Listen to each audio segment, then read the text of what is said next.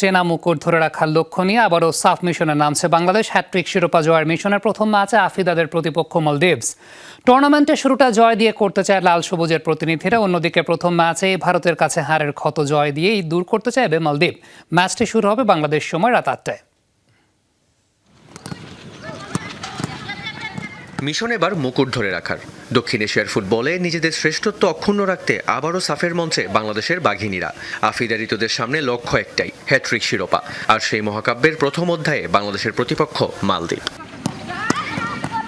দ্বীপ রাষ্ট্রটির বিপক্ষে মাঠে লড়াইয়ে নামার আগে শেষ মুহূর্তের প্রস্তুতিতে বাটলার শিষ্যরা। কাঠমান্ডুর দশরথ রঙ্গশালায় নেপালকে স্তব্ধ করে দেয়া সেই চ্যাম্পিয়নরা এখন আরও ক্ষুধার্ত।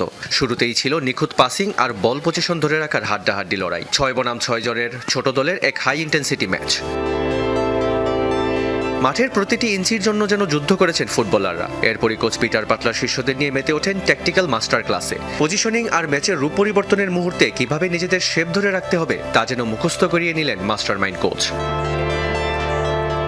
গোয়ার আবহাওয়া যেন এক বড় পরীক্ষা। একদিকে ভ্যাপসা গরম আর আর্দ্রতা, তার মাঝেই হুট করে বৃষ্টির আভাস। কিন্তু এই প্রতিকূল আবহাওয়াটা টলাতে পারেনি আফ্রিদাদের মনোযোগ। শতভাগ নিবেদন আর আগ্রাসী মনোভাব নিয়ে মাঠ মাতিয়েছেন তারা।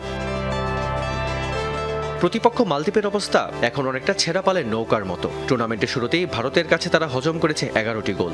সেই বিধ্বংসী হার যেন অনেকটাই তছনছ করে দিয়েছে মালদ্বীপের রক্ষণ ভাগকে। তাদেরও লক্ষ্য বাংলাদেশের বিপক্ষে জয় দিয়ে প্রথম ম্যাচে হারের ক্ষত ভুলে থাকার। ২৮ মে সেই মাহেন্দ্রক্ষণ গোয়ার পণ্ডিত জওহরলাল নেহরু স্টেডিয়ামে মালদ্বীপের মুখোমুখি হবে বাংলাদেশ। তার আগে ডনবক্স মাঠে শেষবারের মতো নিজেদের ঝালিয়ে নেয় লাল সবুজের প্রতিনিধিরা। রিয়ান রাফতি, যমুনা স্পোর্টস।